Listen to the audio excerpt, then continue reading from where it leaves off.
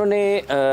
दो चीज़ें उनके लिए अहम हुई हैं कि एक तो T20 सीरीज़ जो थी उसमें भी वो बराबर रही, एक मैच बारिश की वजह से हो नहीं पाया, और ये जो वनडे मैचों की सीरीज़ थी इसमें उन्होंने 2-1 से कामयाबी हासिल की। हमारे पास आ रही है कि जिस तरीके से कल एक यंग टीम थी भाई, इंडिया की यंग टीम ने तारीख रकम कर दी है। पाकिस्तान क्यों इतना नाकाम रहता है जब सेना कंट्री में पाकिस्तान जाकर खेलता है? इतनी मुश्किलात क्यों होती है हमें? जिस तरह ऑस्ट्रेलिया में भी हम खेल रहे हैं, बहुत ज्यादा मुश्किलात। जो इंडिया टीम के नुक्ता निगाह से, नुक्ता नज़र से, जो उनके एतबार से अगर देखा जाए, चूँकि वो अपने बेहतरीन खिलाड़ियों के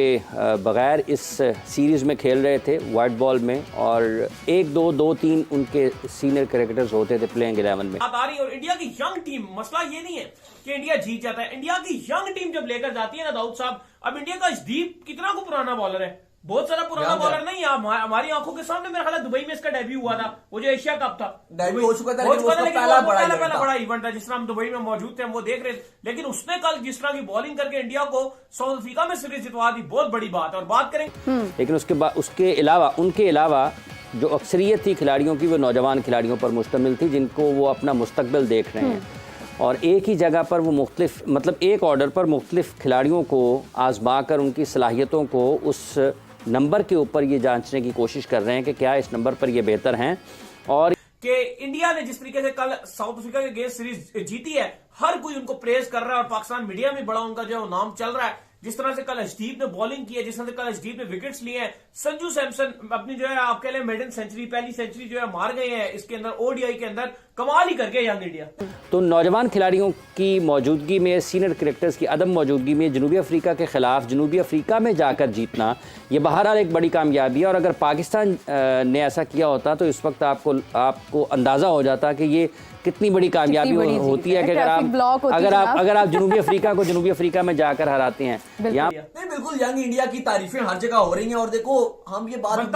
हमेशा हम ये बात करते हैं कि इंडिया सीना कंट्रीज में अब थोड़ा अलग जाके खेल रहा है, और हमें मसला ये आ रहा है कि, और ये फॉर्मेट की बात नहीं है कि चाहे वो T20 फॉर्मेट हो, चाहे वो ओडीआई और टेस्ट हो, इंडिया तीनों फॉर्मेट्स में सीना कंट्रीज में एक अलग ही अपनी छाप छोड़ के पर आईसीसी की रैंकिंग पर जो पाकिस्तान में जितने लोग खुश होते हैं इस कामयाबी पर, या ऐसी कामयाबी पर अगर पाकिस्तान की फुल स्ट्रेंथ टीम भी जाकर वहां पर जीत जाती तो लोगों ने भंगड़ी डालते रहना था, लोगों ने खुशी से पागल हो जाना था। और सबसे हैरानकुन बात जो है, जो थोड़ा सा यहां पर भी बहुत ज्यादा पाकिस्तान में बहुत ज्यादा बात होती है इंडियन क्रिकेट को लेकर, कि नामों से फर्क नहीं पड़ रहा। आप कहते हो ना कि यार विराट कोहली गए, रोहित शर्मा गए, जसप्रीत बुमराह, मोहम्मद शमी, सिराज,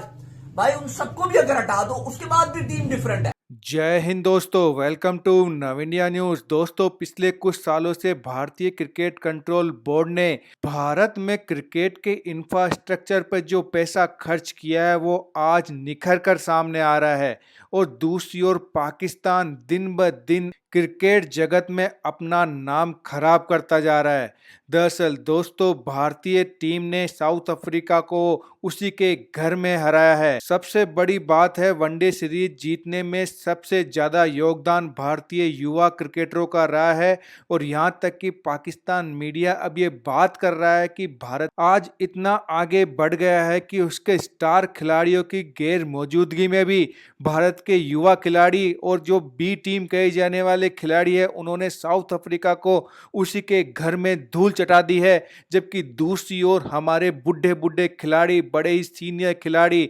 ऑस्ट्रेलिया में जाकर ऑस्ट्रेलिया के हाथों मात खा रहे हैं और अपनी इज्जत की फजीहत करवा रहे हैं। लेकिन दूसरी तरफ हालात ये हैं कि वो अपने टॉप क्रिकेटर्स के बगैर, जो उनके फास्ट बॉलर्स हैं नुमायां, उनके बगैर, जो उनकी बैटिंग के सतून अहम माने जाते हैं, उनके बगैर उन्होंने जनूबी अफ्रीका को जनूबी अफ्रीका में वनडे मैचेस में शिकस्त दी है। तो ये खुश आइंद है, और यकीनी तौर पर ये जो उनकी सलाहियतें हैं खेल की,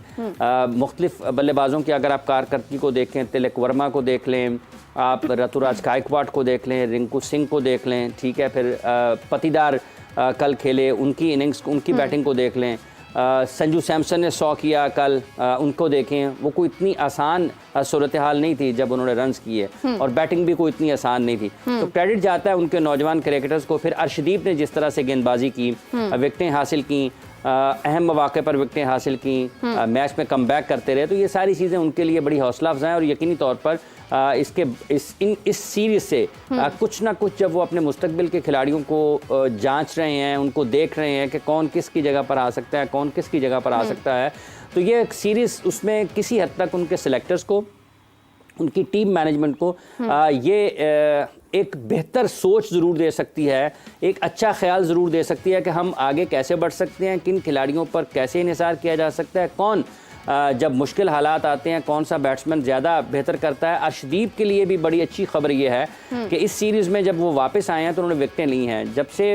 वो पाकिस्तान के ख़िलाफ़ एक मैच में उनसे कैच ड्रॉप हुआ था और उसके बाद अगर आप मजमूई तौर पर देखते हैं तो वो ज़हनी तौर पर उतने ज़्यादा बेहतर नहीं थे। उनका उस कारकर्दगी का उनके बाद वाली क्रिकेट के ऊपर बहुत असर पड़ा ख़राब, और वो अपनी जो असल सलाहियतें उसके मुताबिक परफॉर्म नहीं कर पाए। लेकिन इस सीरीज़ में जो कि जनूबी अफ्रीका के ख़िलाफ़ उन्होंने खेली है, आप देखें कि हर दूसरे मैच में उन्होंने परफॉर्म किया, और कल जो कि सीरीज़ का डिसाइडर यानी कि फैसला कुन मैच था उसमें भी उन्होंने अहम विकेटें हासिल की, बरवक्त विकेटें हासिल की और अपनी टीम की कामयाबी में बड़ा अहम किरदार अदा किया। तो मजमूई तौर पर ये जो उनकी टीम मैनेजमेंट है, उनकी जो थिंक टैंक है, उनकी सिलेक्शन कमेटी है और उनके जो नौजवान खिलाड़ी हैं जिनको मौका मिला है, उन्होंने अपनी सलाहियतों का भरपूर तरीके से इजहार किया। और यही एक खासियत है इंडिया क्रिकेट की। आप देखें कि वर्ल्ड कप में